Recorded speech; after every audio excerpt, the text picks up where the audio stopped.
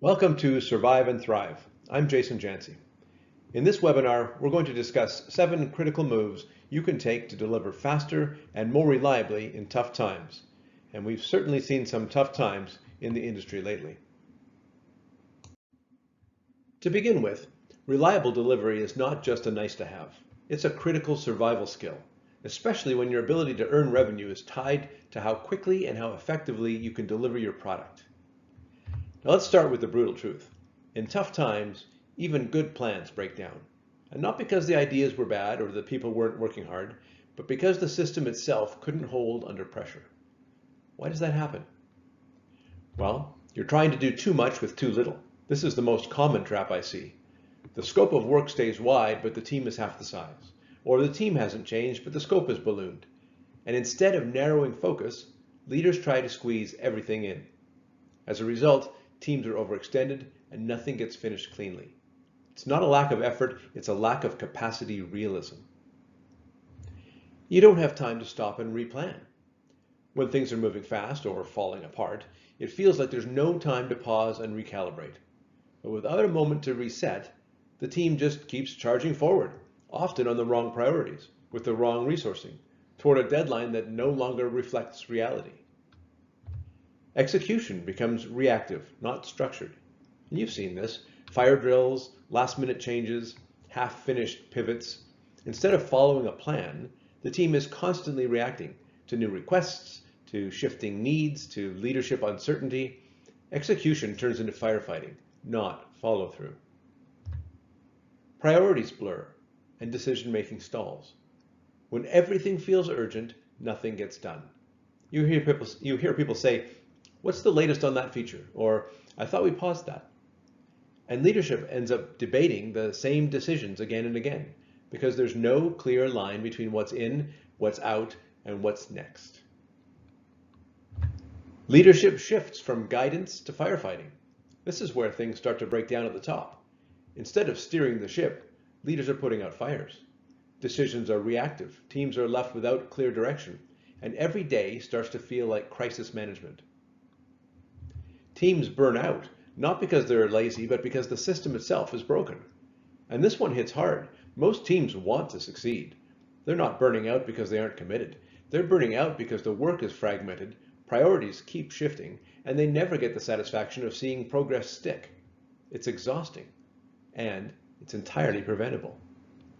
What you need is a targeted, high-leverage set of moves that brings immediate structure, focus, and results. And that's what we're here to cover today. It's not theory, not a wish list, but a clear, focused set of practical steps, 7 critical moves that you can use to stabilize delivery, rebuild momentum, and give your team a system they can actually win with. Let's talk about the system that works. When delivery is falling apart and pressure is mounting, there isn't time for long transformation projects. You need a short list of high leverage moves, ones that can restore control fast. That's what these 7 are. The first one is to sharpen strategic focus. This first move is all about clarity. You stop trying to do everything and instead align the entire organization around what matters most over the next 90 to 180 days. This reduces thrash, protects team energy, and gets momentum back on your side.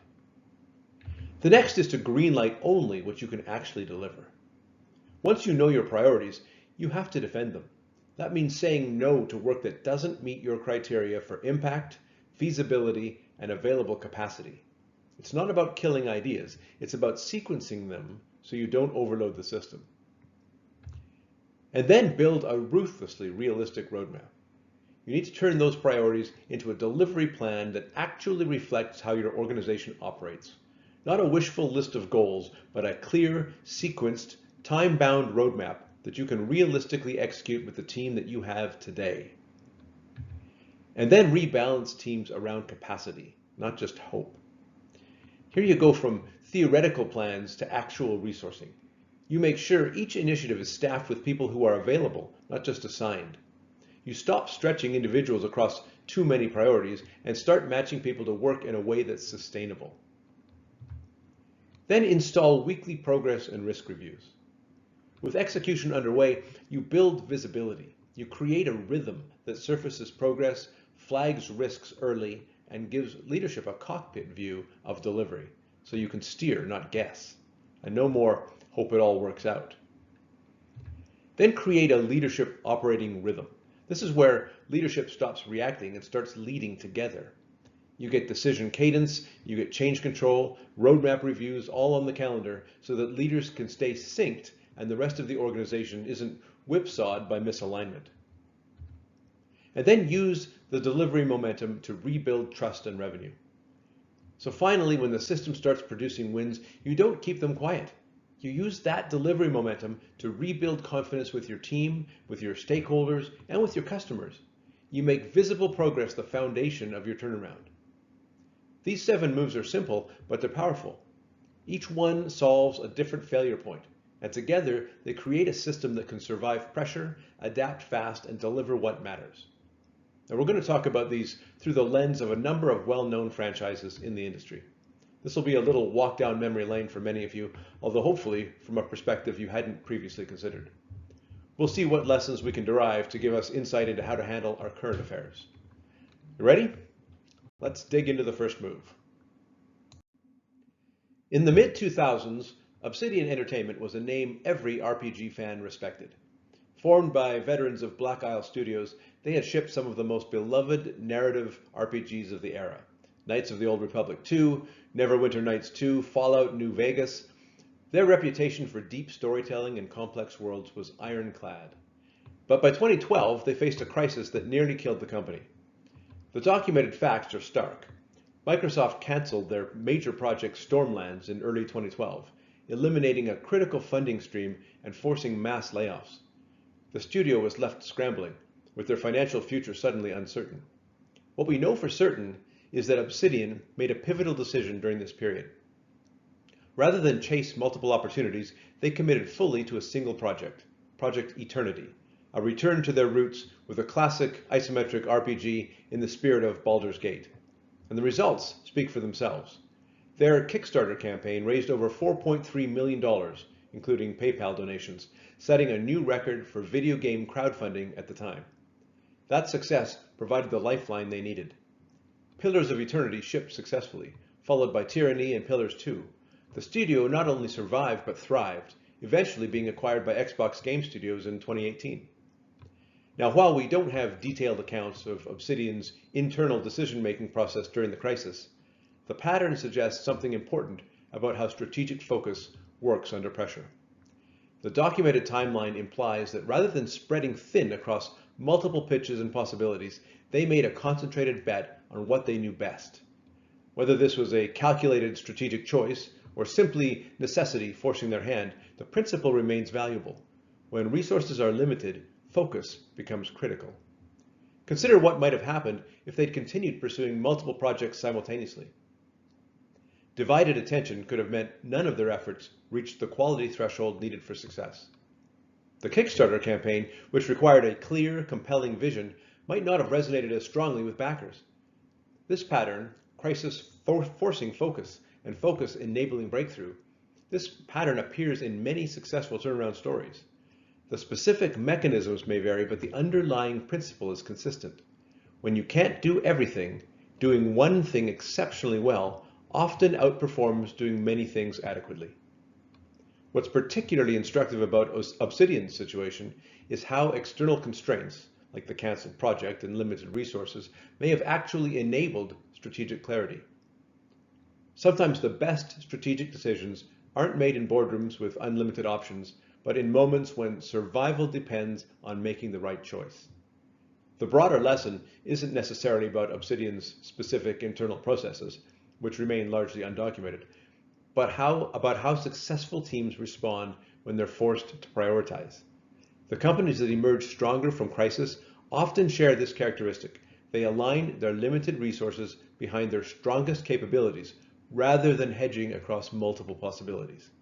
That's the discipline that can transform a near-death experience into a defining success. And it's why strategic focus under pressure often reveals what a team is truly capable of delivering. Let's begin with the first and most critical move, sharpening your strategic focus. In high-pressure environments, The default is to try to do everything. And that's exactly what breaks your system.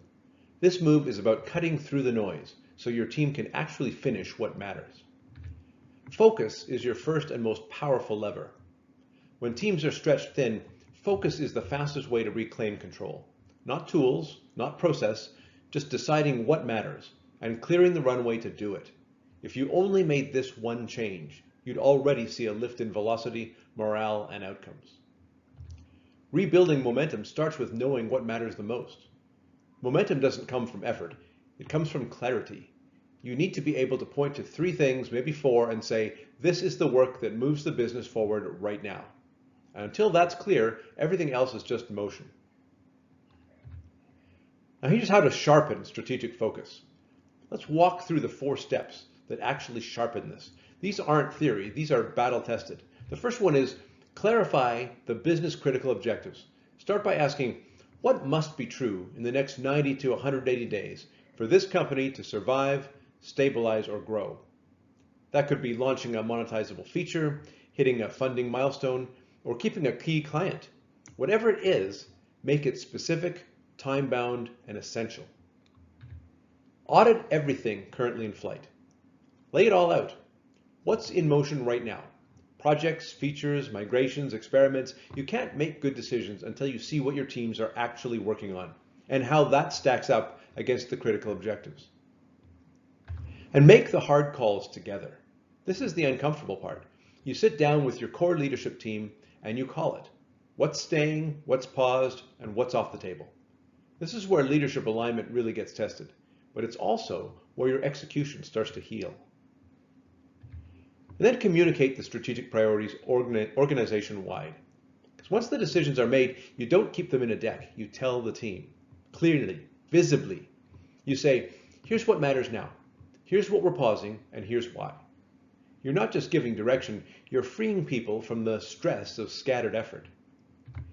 Your job is to lock the focus for this cycle and protect it fiercely. Focus isn't forever, it's for the cycle. But once it's set, you defend it. You say no to new asks. You avoid priority creep. You keep the team pointed at what really moves the needle. Because this isn't just about delivering work, it's about restoring belief that we're doing what actually matters. When you do this, there's a few things you'll start to notice. First, when you sharpen focus, you reduce noise. One of the first things you'll notice after locking focus is that the noise level drops. People aren't constantly chasing conflicting priorities or guessing what matters. Conversations get clearer. Meetings get shorter. And instead of reacting to the latest fire drill, your teams can focus on real work. And you protect the team from burnout.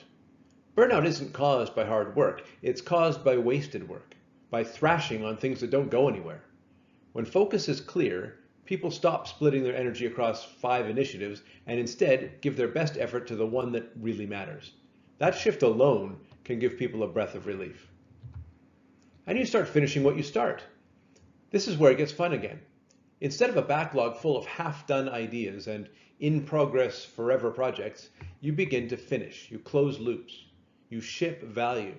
And every time that happens, confidence builds, not just in the team, but in leadership. You make space for momentum to build, and that's the real win. When you reduce noise, you protect your team, and you start delivering. That leads to momentum. Momentum builds, and people re-engage. Leaders can lead again, and execution becomes something you can count on, not just something you hope for. Let me take you back to 2015. CD Projekt Red had just come off the massive success of The Witcher 3. Critically acclaimed, commercially successful, it cemented their place as one of the most trusted studios in gaming. So when they ramped up marketing for Cyberpunk 2077, first announced in 2012, expectations went through the roof. This was going to be the next big thing, a groundbreaking open-world RPG that would push boundaries across every dimension. But what followed was one of gaming's most notorious launches. The documented facts are clear. Cyberpunk 2077 launched in December of 2020 with significant technical problems, particularly on last-generation consoles. The backlash was swift and severe. Sony took the unprecedented step of removing the game from the PlayStation Store and offering full refunds, a move that was virtually unheard of for a major release. In fact, the situation was so severe that it damaged CD Projekt Red's reputation almost overnight. Pre-orders were cancelled, stock prices dropped, and the gaming community felt betrayed by a studio they had trusted. But here's what's worth examining. The recovery process suggests important lessons about how teams respond to crisis. Rather than defending their position or making excuses, CD Projekt Red made what appears to have been a strategic pivot. They cancelled previously announced features like standalone multiplayer, focusing instead on stabilizing and improving the core game. The pattern suggests they shifted from trying to deliver everything they had promised to delivering what they could execute well. And the results speak for themselves. By 2023, the Phantom Liberty expansion launched to strong critical reviews, scoring 89 points on PC and 88 to 89 on consoles, according to Metacritic. The expansion sold 3 million copies in its first week, and the base game has now sold over 30 million copies in total. And while we don't have detailed accounts of CD Projekt Red's internal decision-making during this period, the timeline suggests a fundamental shift in approach. The documented pattern points to a transition from ambitious scope to focused execution, from trying to deliver everything to delivering what could be done with confidence. This kind of recovery from crisis to renewed success often requires what appears to be difficult trade-offs. Based on the public record, it seems CD Projekt Red chose to cut features that they had committed to rather than continue struggling with an overextended scope. The broader lesson isn't necessarily about CD Projekt Red's specific internal processes, but about how successful teams respond when reality doesn't match ambition. The companies that recover from major setbacks often share this characteristic. They are willing to reduce scope dramatically in order to improve quality and rebuild trust. And whether this was a calculated strategic choice or simply necessity forcing their hand, the principle remains valuable. Sometimes the path forward requires saying no to what you promised in order to deliver what you can actually execute. The gaming community's response to Phantom Liberty suggests that audiences are often more forgiving of reduced scope than they are of broken promises.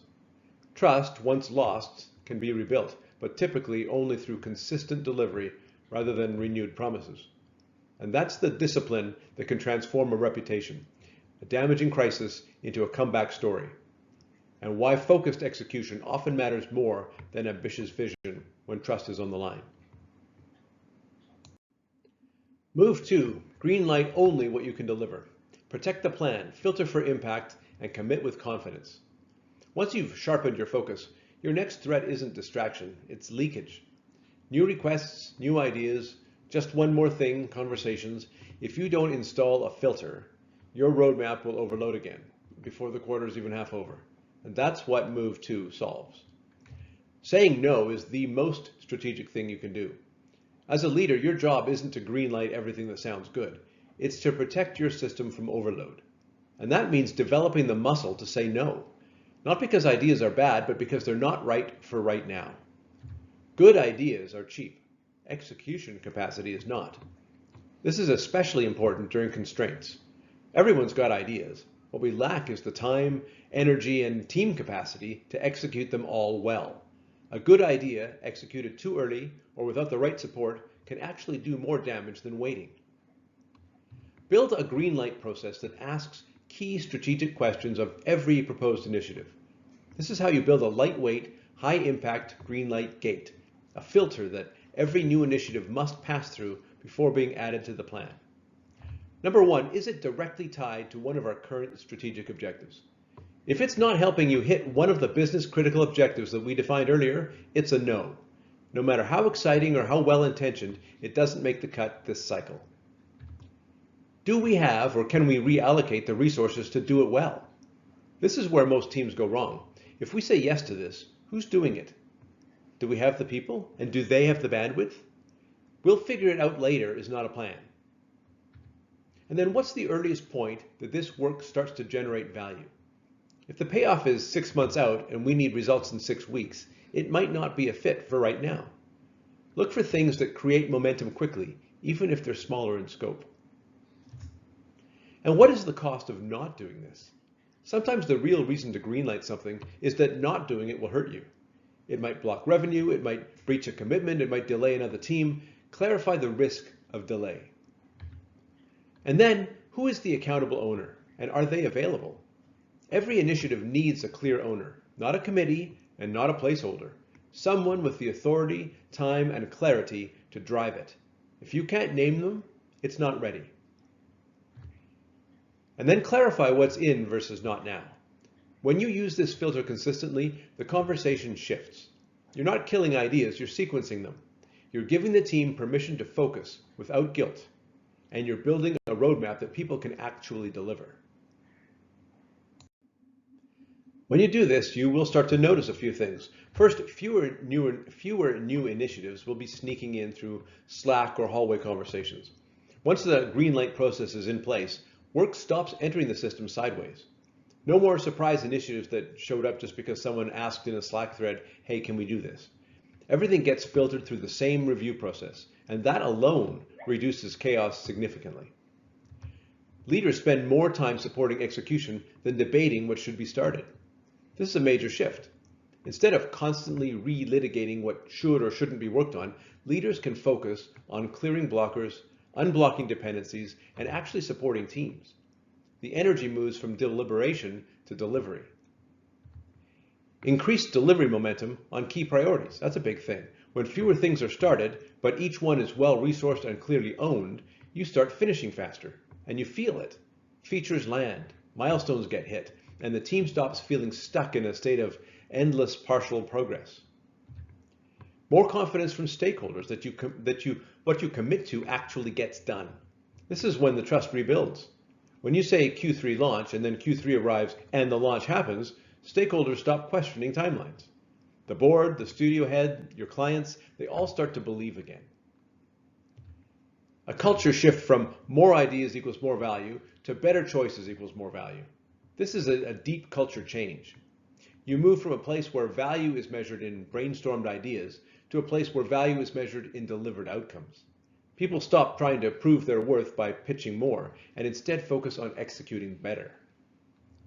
When your team delivers on what you said you'd do, you start repairing the damage caused by earlier chaos. And this is the big payoff. Every on-time, on-scope delivery becomes a brick in the wall of recovery. And when you stack a few of those wins together, the energy starts to shift from survival mode to momentum. Back in the late 2000s, Blizzard Entertainment was at the height of its success. They had launched World of Warcraft to massive acclaim, and their reputation for polish and innovation was well established. So when they began working on a next-generation MMO, codenamed Titan, in 2007, expectations were high both inside and outside the studio.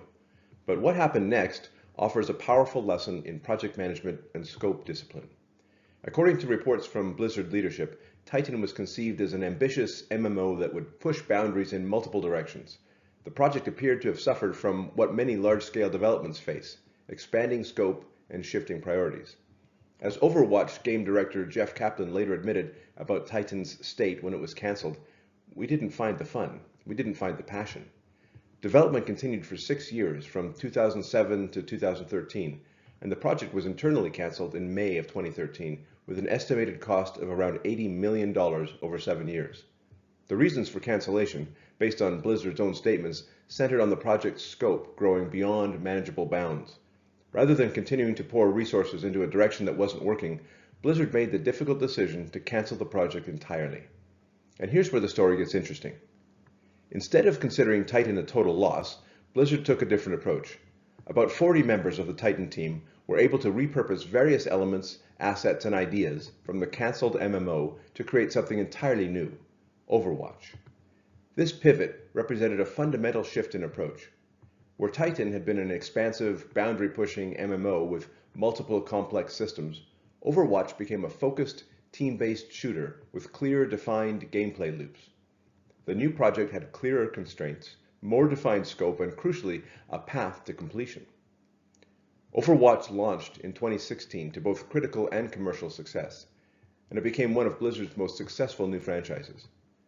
Now, while we can't know all the internal details of what went wrong with Titan's development process, the broader pattern offers valuable insights for any team working on complex projects.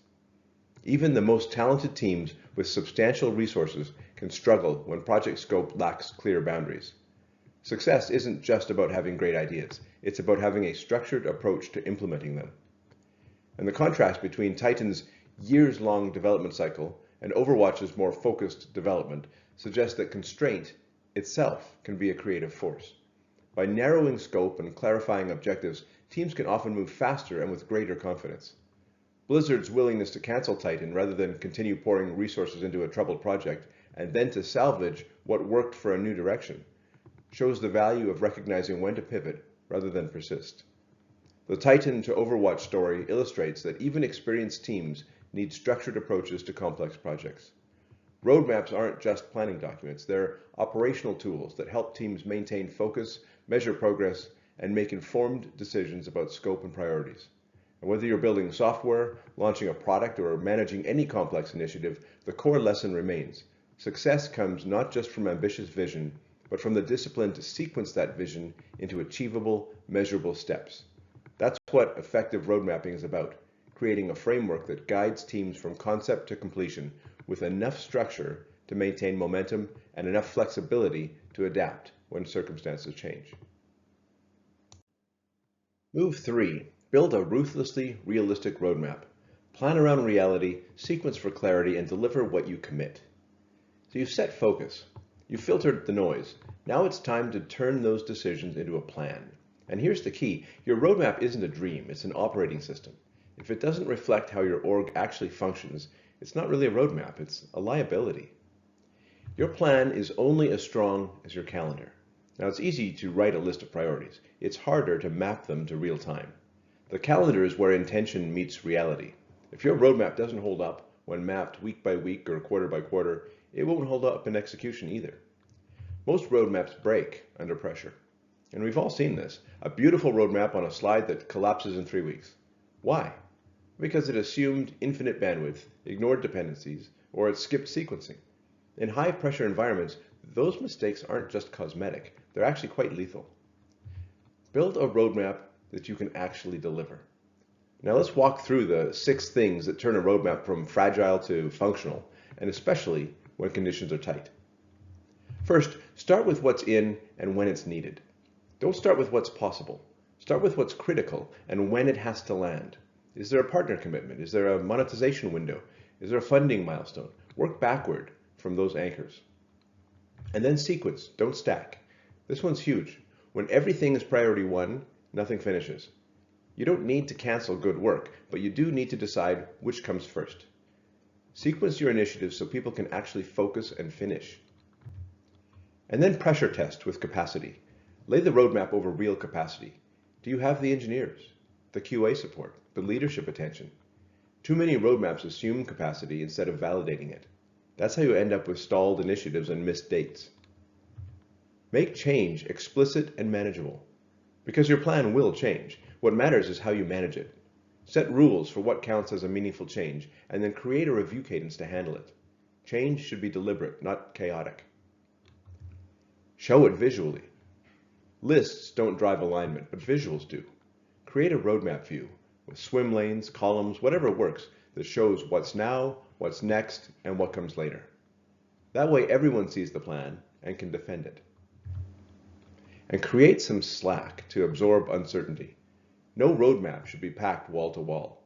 If you plan at 100% utilization, you've already failed. Build in some slack, 10 to 20% for bugs, escalations, surprises, support. That space is what keeps momentum intact when something goes sideways, and something always goes sideways. Roadmaps get completed when they're based on what's real, and that's the bottom line. You don't need a perfect plan, you need a real plan. One that accounts for your constraints, your dependencies, and your team's energy. That's how you go from a wish list to delivery. And as you do this, you'll begin to notice teams finishing more and juggling less. Once the roadmap is grounded in reality, something powerful happens. Teams stop multitasking across 5 priorities and start completing one thing at a time. And you'll see progress that you can actually point to. Confidence builds with every finish line crossed. You'll see delivery dates holding steady, and dates that used to feel like guesses now hold. And why is that? Because they were built on real capacity, not optimism. And when the team starts seeing deadlines hold, they stop bracing for slippage and start aiming with purpose. fewer urgent escalations and clearer decisions. You'll also see a drop in fire drills. Less we forgot about X and more we planned for that. Because when priorities are sequenced and staffed, fewer things fall through the cracks. And when issues do surface, they get addressed quickly and clearly. Leadership discussions becoming proactive, not reactive. Leadership meetings stop being about putting out fires and start being about steering the ship. You spend more time looking ahead, adjusting course and supporting teams, and less time reacting to surprises and delays. You'll see stakeholders starting to trust what's on the roadmap. The roadmap stops being a pitch deck. It becomes more of a reliable forecast.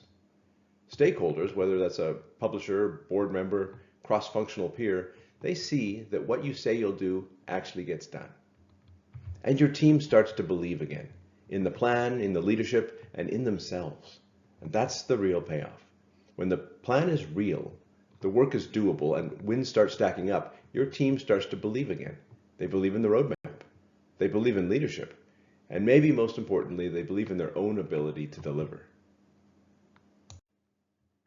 Back in 2007, a small indie team led by Phil Fish and Renaud Bedard started working on Fez, a 2D puzzle platformer with a mind-bending 3D rotation mechanic.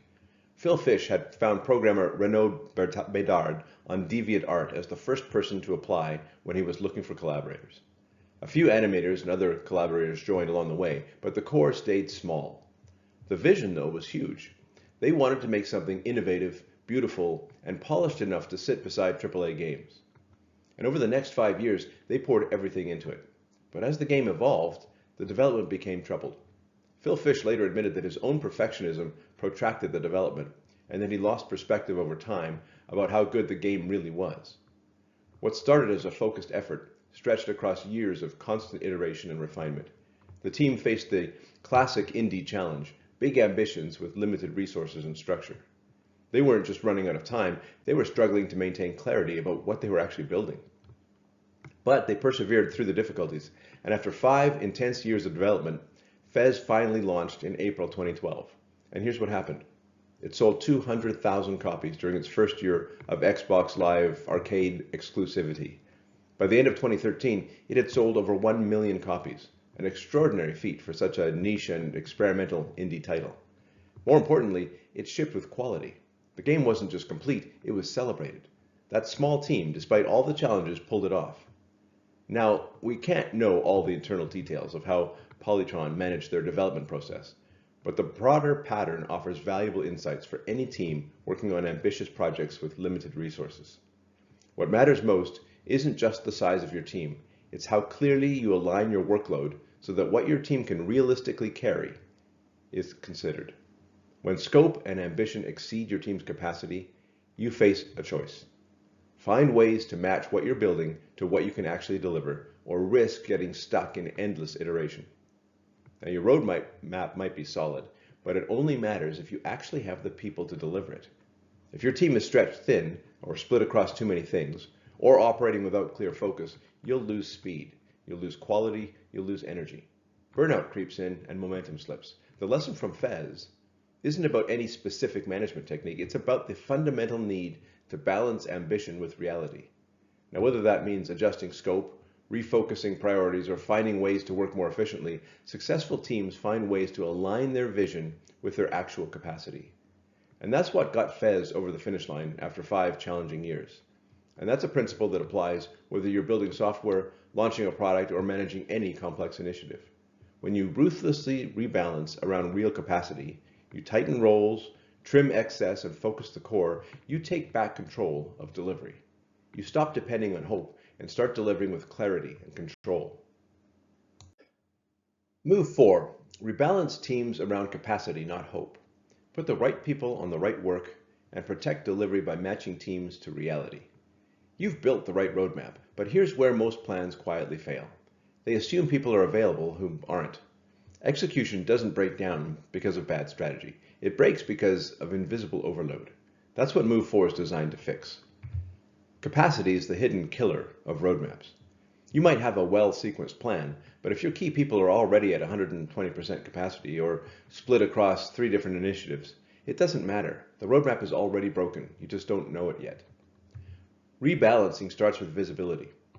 To fix this, you start by getting a true picture of what people are doing. Not what's happening in a spreadsheet, but what's actually happening on the ground. Who is currently assigned to each initiative? List it out. Every active initiative, who owns it? Who's working on it? You'll often discover ghost assignments, people who are technically assigned but haven't had time to engage in weeks. How much of their time are they spending on that initiative? Just being assigned isn't enough. Are they 20% involved? 80%? You can't staff around names. You have to staff around available hours.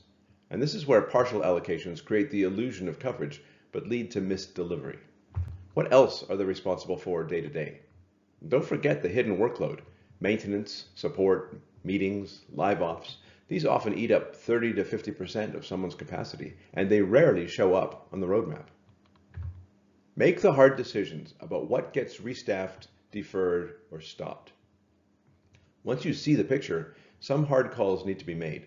If an initiative doesn't have the people to succeed, you either reinforce it, or you delay it, or you shut it down. But no more pretending that it's in progress if it's not staffed to win. And don't just reassign, reinforce. This isn't just about moving names on a chart. It's about ensuring each priority has the right roles, the right availability, and the right support. If you move someone, you also need to back them up, shield them, and set them up to deliver. Create a simple staffing model by initiative.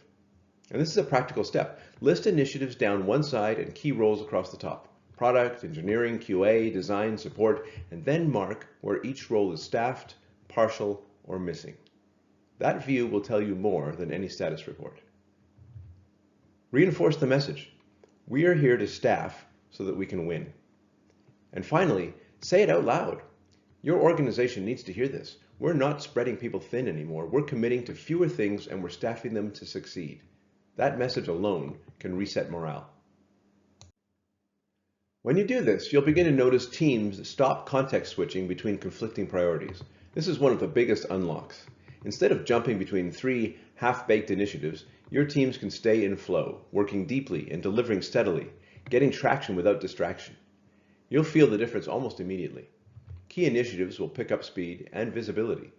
When people are fully staffed to a single priority, and that priority is clearly defined, progress accelerates. You get cleaner demos, tighter feedback loops, and faster time to value. The initiative doesn't just move forward, it starts to lead the way. Individual contributors begin pushing work forward, not waiting for direction. This is a subtle but powerful shift. When the team knows exactly what matters and they're not overloaded, they don't wait to be told what to do. They drive. They anticipate. They own the outcome, and that energy spreads. Roadmap reviews feel calmer, cleaner, and more focused. You'll also feel it at the leadership level. Your reviews stop feeling like crisis triage and start feeling like operational sync. Clear priorities, clear staffing, clear signals. The noise drops and the quality of discussion improves. Burnout risk decreases, not by doing less, but by doing less better. This is what we're after. We're not reducing impact, we're reducing waste. When teams aren't constantly reprioritizing or trying to cover too much, they start doing better work with more pride and less pressure. Your organization moves from hoping delivery will happen to ensuring that it does. And that's the bottom line. You're no longer relying on heroics or wishful planning. You're making delivery reliable because it's built on real people, real time, and real decisions. So let's go back to 1996. Duke Nukem 3D had just landed and fans loved it. Edgy, over the top, and ahead of its time. So in 1997, when the sequel Duke Nukem Forever was announced, expectations were through the roof. It was supposed to be the next big thing in first-person shooters. But then, it wasn't. What followed was 14 years of delays, rewrites, and handoffs. The project was passed from 3D Realms to Gearbox and others, with the game switching engines multiple times from Quake 2 to Unreal Engine, and finally settling on Unreal Engine 2. Development was plagued by what 3D Realms later acknowledged as engine changes, understaffing, and a lack of a development plan. But here's what's worth examining. The documented problems suggest a deeper issue with project management and communication rhythms. While we don't have detailed accounts of their internal processes, the pattern of constant engine switches, multiple rebuilds, and the sheer length of development suggests something fundamental was missing in how the team tracked progress and managed scope. The fact that the project could drift for over a decade without clear resolution points to gaps in regular assessment and course correction. Consider what might have been different with structured weekly check-ins, the kind of rhythm that asks, what's green, what's yellow, what's red, what's blocked, what needs help? If those conversations had happened regularly, some of the documented problems might have surfaced much earlier. Engine instability, flagged sooner. Scope creep, well, addressed before it became unmanageable. Resource mismatches, identified while there was still time to pivot. Many successful studios today do use regular progress reviews, and not because we know Duke Nukem Forever lacked them, but because the alternative is exactly what we saw. A project that drifted without clear checkpoints until it was too late to course correct effectively. Duke Nukem Forever eventually shipped in 2011, but it arrived with gameplay that felt dated and reviews that reflected crushed expectations, because the world had moved on during those 14 years of development.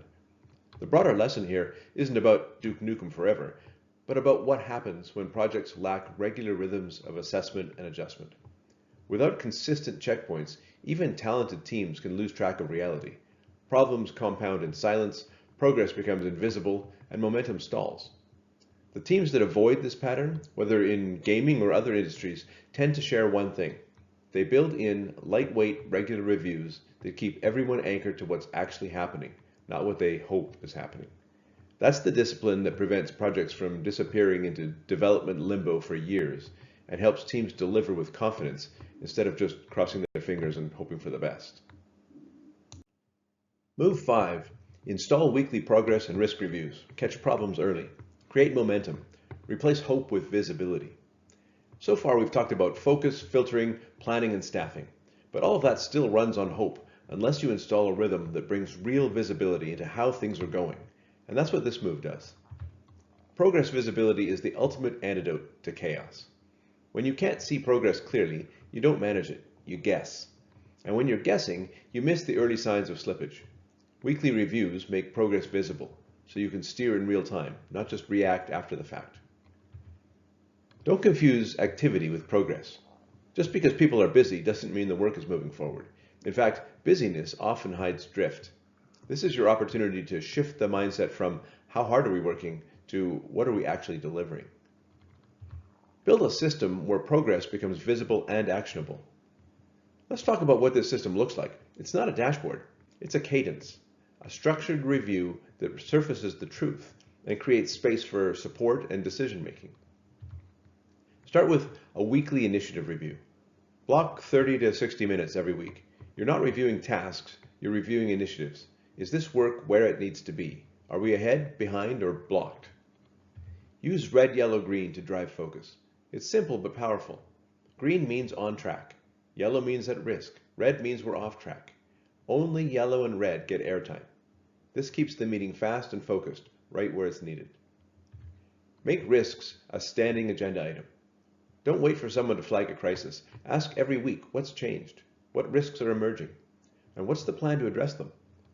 When risk tracking is normalized, mitigation becomes proactive, not last-minute damage control. Escalate early and intervene lightly. Don't let things fester. If something's going yellow, jump in early, but keep interventions small and focused. Shift a resource, unblock a dependency, clarify scope. The goal isn't to take over, it's to support. And tie reviews to roadmap reality. Every initiative on your roadmap should show up in this review. If it's not in the meeting, it's not being delivered. That alignment creates accountability, and it keeps everyone honest about what's truly moving. Keep it lean, keep it honest, and then keep it weekly. This is not about adding process. It's about adding visibility, rhythm, and control without creating overhead. If it's short, focused, and real, you'll be amazed how quickly it builds momentum. When you do this, you'll begin to notice a few things. Risks get surfaced earlier and resolved faster. When reviews happen weekly and risk is a standing agenda item, teams stop hiding problems or waiting too long to bring them up. You catch issues when they're small before they cascade, and that changes everything. Initiative owners gain clarity and confidence. Weekly check-ins give owners a rhythm to work within. They don't feel left on an island, and they don't feel like they have to wonder if anyone's paying attention. Instead, they come prepared. They know what's expected, and they feel supported, not policed. Priorities stay visible, and scope creep decreases. Frequent reviews make it harder for unapproved work to sneak in. If it's not in the roadmap and it's not in the review, it doesn't get focus. That helps preserve clarity and protects your teams from chasing distractions. Projects stop drifting into uncertainty. This is one of the most noticeable shifts. You stop having projects that go quiet for a month only to resurface way off track. Progress becomes continuous, not sporadic. Status stays clear and surprises are rare. Delivery velocity increases, not because you're pushing harder, but because the system's working. And here's the key. You're not accelerating through pressure or micromanagement. You're accelerating because the machine is healthy. The gears are aligned. Execution flows because the system keeps everything moving forward in sync. The team regains a sense of traction. They're not just working hard, they're finishing things. And this is what makes people feel proud again. They see real progress. They're not stuck in cycles of effort with no outcome. They're shipping, closing loops, creating momentum. And that feeling of traction is what rebuilds belief. Roblox is one of the biggest live service platforms in the world. Over 85 million daily users, thousands of games and developers, real-time metrics, evolving features, constant updates.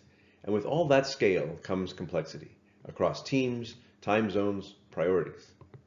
Now imagine what happens during a period of rapid growth when things start to wobble. Individual teams become productive, but the system as a whole lacks a shared rhythm. Feature decisions can fall through the cracks. Dependencies can go unseen. Strategic shifts get made without full alignment, and that leads to the classic symptoms. Duplicated effort, inconsistent messages to partners, fire drills popping up without warning. Everybody's busy, but leadership is out of sync. That's when Sebastian Barrios, the SVP of engineering at Roblox, made what appears to be a deceptively simple move. He started sending a weekly recap email, not just to his direct reports, but all the way up to the CEO. Then he widened it to the broader engineering leadership team. Each email covered just 3 things: what we did last week, what we're doing this week, and where we need help. Consider how that email could become a heartbeat. Picture pairing it with a weekly leadership sync, anchored not to admin, but to strategy and delivery. Teams talk risks, clear blockers, and make sure everyone's aligned to the roadmap, the platform metrics, the bigger picture. And over time, that steady weekly rhythm has the potential to change the culture. Leadership meetings shift from reactive updates to real decisions. The fire drill frequency drops. Teams don't have to guess where the exec team stands, they know. And support comes sooner, not later. Think about what that means. That isn't a major reorg. It isn't a new software stack, it's just rhythm. One weekly beat that can pull leadership out of reaction mode and into coordinated execution. And that's the insight. When leaders stop chasing status, they can start steering the ship. It's easy to confuse busyness with alignment, but when you put a simple operating rhythm in place, one that's visible, predictable, and focused, you unlock real clarity. You give teams timely support, and you make execution feel less like firefighting and more like forward motion. And that's exactly what Move 6 is about, creating a leadership rhythm that connects strategy to execution, week after week, without guesswork. Let's walk through how you can build that kind of rhythm into your own leadership team, so you stay ahead of the chaos and help your organization move with purpose. Create a leadership operating rhythm. Turn meetings into momentum and align leadership cadence with delivery cadence. By now, your delivery teams are running on focus, visibility, and weekly feedback loops. But if your leadership team isn't synced to that cadence, things will still break, just higher up the chain. This move is about installing the heartbeat that keeps the whole system coherent. When leaders are out of sync, the organization suffers. If product is saying one thing, engineering is focused on something else, and execs are chasing a third story, you create drag. Execution slows down, priorities shift mid-flight, and teams lose confidence. Getting leaders aligned isn't optional, it's oxygen for the system. Now you already have an operating rhythm, but it might be unintentional. Every leadership team has habits, how often they meet, what they talk about, how they make decisions, but many of these rhythms are accidental. They're driven by urgency, not design, and this move is about making them deliberate. Build a system to make it easier to do the right things consistently. Let's break down what that looks like. First, establish the 4 core beats of a leadership operating rhythm.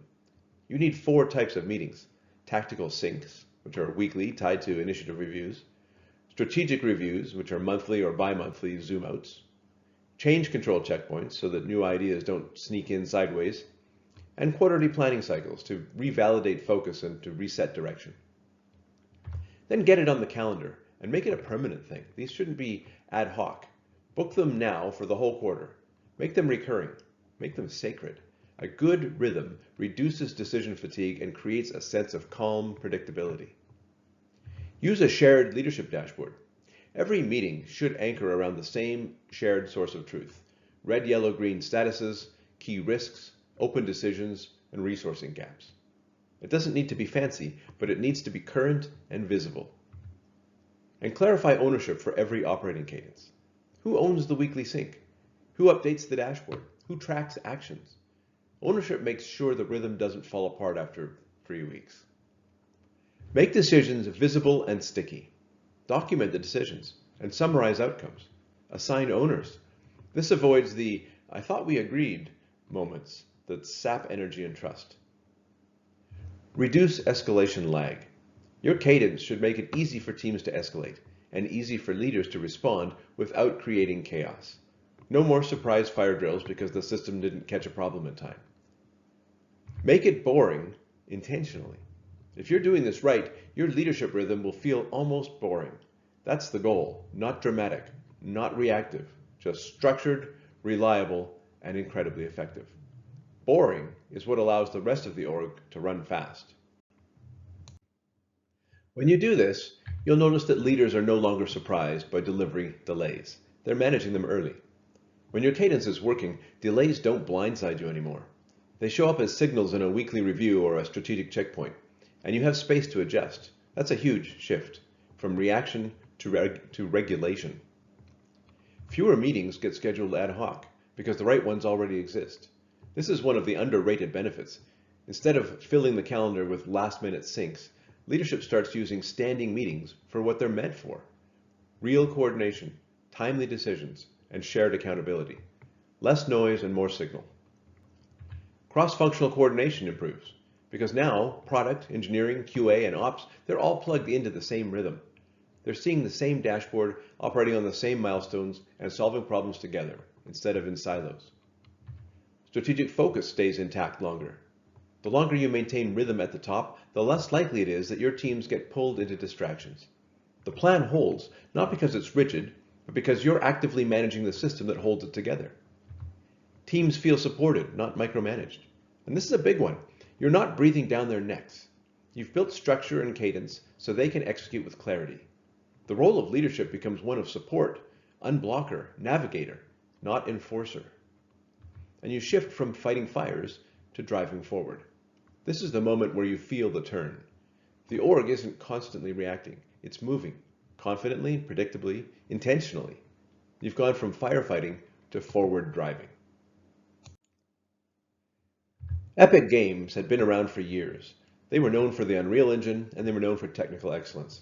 In July 2017, they launched a game called Fortnite Save the World in early access. It was polished, cooperative, and creative, but it didn't exactly set the world on fire. The production quality was high, but traction appeared to be low. Players weren't flocking to it. Media wasn't buzzing. And Epic, despite all their tech and talent, still hadn't found the game that would truly redefine their studio. But what happened next illustrates a powerful principle about momentum. Rather than starting over completely, Epic made a strategic move. They took the systems and mechanics they'd already built and created something new, a Battle Royale mode. From the July launch of Save the World to the September launch of Battle Royale, they had just 2 months to make it happen. On September 26, 2017, Fortnite Battle Royale launched as free-to-play.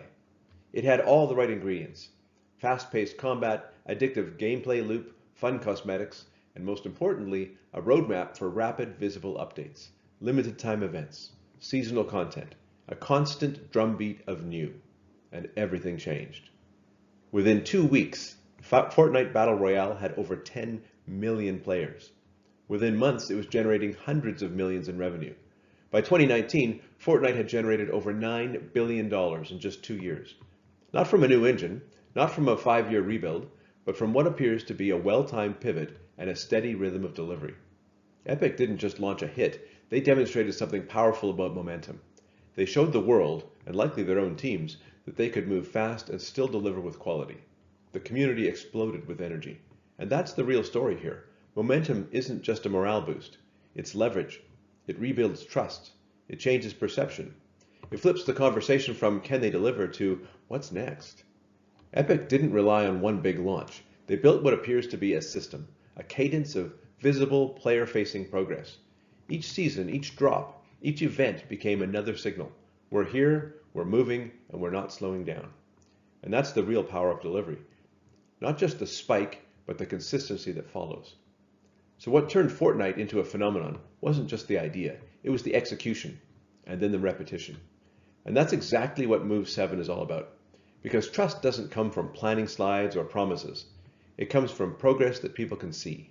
And revenue, it flows from that same progress, week after week, drop after drop. Now let's walk through how you can build your own delivery flywheel. So momentum isn't just something you hope for, it's something you generate on purpose. Move 7. Use delivery momentum to rebuild trust and revenue. Turn small wins into strategic leverage. Deliver outcomes that restore confidence. You've sharpened focus. You've rebuilt cadence. Teams are delivering again. Now the goal is to turn that momentum into something bigger, belief, from your team, from your stakeholders, and from the business. Delivery is more than a goal, it's a signal. When something ships, it tells a bigger story. It signals that the team is back, that the roadmap is working, and that your leadership can be trusted. Especially in a time of crisis, every shipped feature is more than a feature, it's a message. Execution is the most underrated growth lever. We often think growth comes from new product ideas or bold bets or bigger budgets. But when trust is low and cash is tight, the most powerful move you can make is to execute predictably. It builds belief, it unlocks funding, and it brings customers back to the table. Celebrate and share every delivered milestone. You don't need to wait for the big launch. Every we shipped it moment is a chance to reset the narrative. Here's how to share wins effectively. Firstly, who needs to see this? Who helped to make it happen? Who should know? Start with the stakeholder mapping. Internal, external, cross-functional. Make the win visible to the right people. Share it in a team-wide update. Share with leadership and executive sponsors. Use your internal communications rhythm. Post a Slack update. Mention it at the Monday stand-up. Drop it in the monthly exec report. Don't let wins go unspoken. Share with customers and partners. For external-facing features, this is your moment to rebuild credibility. Yes, we're shipping again. Yes, we're back on track. Highlight progress when it happens.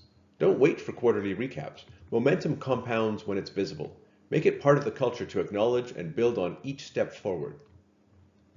Tie every win to business outcomes. Make the impact obvious. We delivered this feature becomes we delivered this feature which unblocks our marketing campaign, which drives trials, which improves cash flow. Connect the dots. That's how you shift perception from just activity to real results. When you do this, you'll start to notice that you can leverage wins to rebuild stakeholder confidence. Once your team starts delivering consistently, even on a small scale, you have something incredibly powerful in your hands. Proof. Stakeholders, whether they're investors, partners, executives, or internal sponsors, they've likely been burned by delays, rework, or under-delivery in the past. A few visible, reliable deliveries start to reverse that story, and they show you're back in control. And that opens doors to support, to funding, and to greater autonomy. You can monetize momentum through faster go-to-market cycles. When you're confident in your delivery rhythm, marketing can plan real campaigns. Sales can time their pitches, and you can commit to ship dates without padding them. That speeds up everything downstream. More consistent cash flow. Revenue becomes more predictable when features, content drops, or customer deliverables land on time. It reduces churn, improves upgrades, and it helps finance breathe again. Greater ROI on staff time.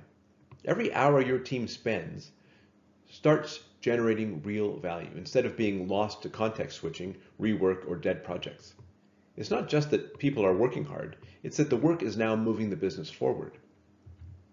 The chance to take on new contracts, launches, or product lines.